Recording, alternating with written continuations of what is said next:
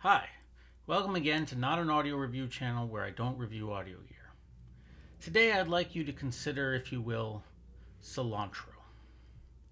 Now, that's not audio gear at all. As I mentioned in my previous video about power cables, for some people, cilantro tastes like soap, and for other people, like me, it tastes great. This is apparently due to some kind of genetic trait, not in people's tongues, but in their noses, because smell is actually a big part of taste, making them sensitive to certain chemicals in the cilantro.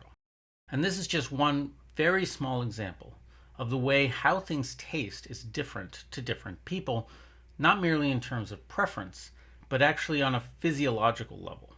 Cilantro aside, I actually think I'm a super taster, which sounds like a good thing, but it's actually horrible, because it means that I can taste certain flavors, especially bitterness, much more strongly than most people. Things that are perfectly fine to other people are just disgusting to me, and there's a huge range of food that I find completely inedible. By the same token, there seems to be things that I hear in a different way than other people. It's maybe not accurate to say certain sounds are louder per se. Like, I think you can do a sine wave across the frequency response, and no specific frequency will sound louder to me than it would to someone else. But I think it's that I notice certain kinds of sounds in a way other people don't. Like, my local pharmacy has had a broken speaker for ages, which puts out a constant and steady buzz, and it drives me absolutely insane, to the point where I don't even want to go there anymore. And I'm always complaining to the staff and the owner, and they're like, "What buzzing sound?" Eventually they'll hear it when I point it out, but it's not just that they're used to it from being there all day. I'll turn to other customers and be like, "Don't you hear that?" And they're like, "What are you talking about?" It just doesn't register for them at all. Things like treble sensitivity are well known in audio, where high or sharp treble will give some people headaches. But this is not just treble, but certain kinds of sounds I notice. The medical term for this sort of thing is hyperacusis. And in some people, it can be absolutely debilitating to the point where they can't even walk out on the street. And there aren't a lot of great treatments, with the most common one being earplugs or earmuffs. And if you appreciate me talking about this stuff when few other people are, you can like and subscribe. Huh? A DAC, or digital to analog converter, converts a digital signal from a device like a computer, phone, or CD player or whatever to an analog signal that can be amplified for speakers and or headphones. As I talked about in my previous video about power cables, these don't have to be expensive. The Apple headphone dongle costs $8 and works fine as a DAC. It's basically a meme at this point. But well, if you think all DACs sound the same, I'll refer you back to my power cables video where I talk about that sort of thing, and you probably won't get too much out of this video. So, much as some food that other people love I can't eat, certain kinds of DACs I've heard give me issues that other people don't seem to have. I first noticed it when I bought the AKM version of the Geshelli J2 years ago. I found that this DAC, unlike the other DACs I've tried, gave me this itchy sensation in the treble that I couldn't stand. This was especially surprising to me because AKM DACs have a reputation for sounding organic and natural, and the J2 DAC in particular is very well reviewed. I came to also find this phenomenon to a greater or lesser extent with R2R DACs, with the notable exception of the first shit Modi multibit, which I had other issues with. It's part of the reason I preferred the SMSL VMV D2R DAC to the much more expensive Holo Scion 2, a DAC that's still something of a hype train at the moment. Purin at Super Best Audio Friends refers to this hilariously as treble fuckery, and actually has a chart of different R2R DACs and how much treble fuckery he experienced with them.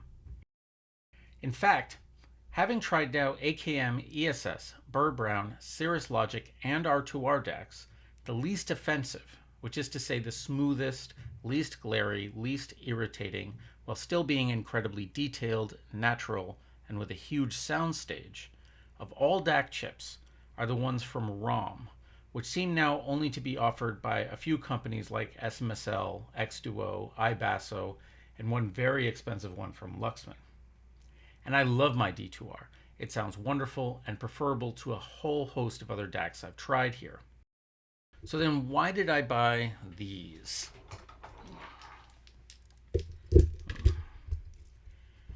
Well, we all know how appealing downgrading is for me. And I have liked Burr Brown DACs I tried, the iFi Zen DAC V2 and the iFi IDSD Neo. And this, the Burr Brown version of the PecanPi DAC, got great reviews and was on sale as Orchard Audio was phasing it out in favor of this newer model, the PecanPi Plus. Meanwhile, this newer model has an AKM chip. Now on my list of things that seem to bother me, I put a question mark on AKM DACs because I'd only ever tried one, the Geshelli J2, so I didn't really know if the effect was the chip or just the implementation. On top of this, the PecanPi Plus also has gotten pretty stellar reviews, and I could stack it with the Raspberry Pi I already have to make a convenient little streamer. Plus, this system is modular, which really appeals to me. If you bought the PecanPi and wanted to upgrade to the PecanPi Plus, you wouldn't have to buy a whole device. You could just buy the board and swap it in, keeping the jacks, the volume knob, the power supply, the case. And if you already have a 12-volt power supply, you can provide your own. Speaking of the case, another advantage was that you could buy the components without a case and buy a cheaper case from a guy on eBay, which is especially useful because the standard case that Orchard Audio sells doesn't support the Raspberry Pi 4, which is what I have, while the cheaper case does. The cheaper case came from Poland though, and I already had the PecanPi for like 2 weeks before the case arrived. So I made this cardboard box case for them, which is hilarious and another thing you can do with something like this. I'm now accepting bids from anyone who wants to hire me for casework. So one of the problems with the cheaper case is that it doesn't come with holes for the RCA adapters, only XLR. The guy who makes it said that he'll make the holes for me though, but I told him another set like the XLR, thinking they were the same size, but they aren't. You can see it fits in this one, which is where the SPDIF connector goes, but not in this one. I also wanted the RCA ports below the XLR ports. They'd line up like on the official case, not realizing that you can't actually fit the plug in there if you have them lined up like that. So it seems like he might have figured that out too, because he gave me another one for the other side also with holes in it, so I could put the RCA connectors there, but yeah, they still don't fit.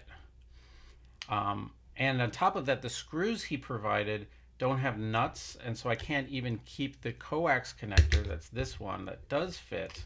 That does fit. I can't keep it there because I would need a nut to hold the screw in. Now, I could go to a hardware store and get some nuts and maybe some long screws that will hold the RCA connectors in place even though they don't fit, and just live with the extra holes. Like if I really wanted to, I guess I could make this work. But this is all pretty fiddly and annoying. So what's the verdict on the sound? Well, unfortunately, the AKM PecanPi sounds amazing, but yeah, it's got that itchiness all over it, and I can't listen to it for long without wanting to turn it off. Some people told me to try burning it in, so I left it plugged in for a couple days, but the itchiness is still there. I can't really judge it properly against the D2R at all. You probably won't have this problem, but I do. Meanwhile, the original PecanPi is more interesting. It doesn't sound as big or as detailed as the D2R, but it sounds super rich and warm and organic and sweet. And there was a moment when I was all set to declare another victory in downgrading.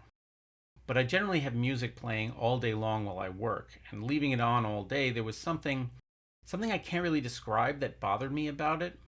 I particularly noticed it when I was already on the verge of a headache, and the PecanPi seemed to make the feeling worse, like something was pressing from inside my head. And then when I switched back to the D2R, it was like slipping into a warm bath. It soothed the feeling rather than fighting it. Again, I don't really have an explanation for why this is, or what my experience has to do with the actual sound being produced. This soothing quality is the thing that keeps me coming back to the D2R and to ROM DACs in general. So the D2R wins for me again. I don't think I'll try downgrading my DAC again. The only thing that might tempt me away at this point, I think, is something higher end with an FPGA and custom implementation or something. Maybe. Meanwhile, I bought this case and a nice power supply. Where's the nice power supply?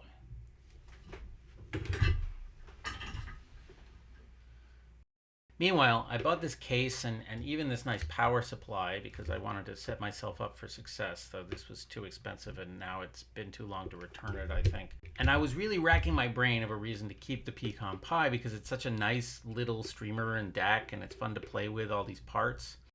But I just don't think I have a use case, especially with the case being so fiddly to deal with. Meanwhile, if you want to get one of these, you can't. They discontinued them after I bought mine. Sucks for you. I'm not here to help you make purchasing decisions.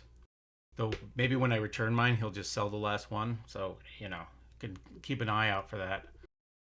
Those of you who saw my first episode know that I said I was going to CanJam New York to listen to a bunch of amps to see if all transformer coupled amps have the same issues for me. For the answer to that question, don't forget to subscribe. Also, like the video, leave a comment, explain to me how I'm wrong. The algorithm loves that shit. And see you next time.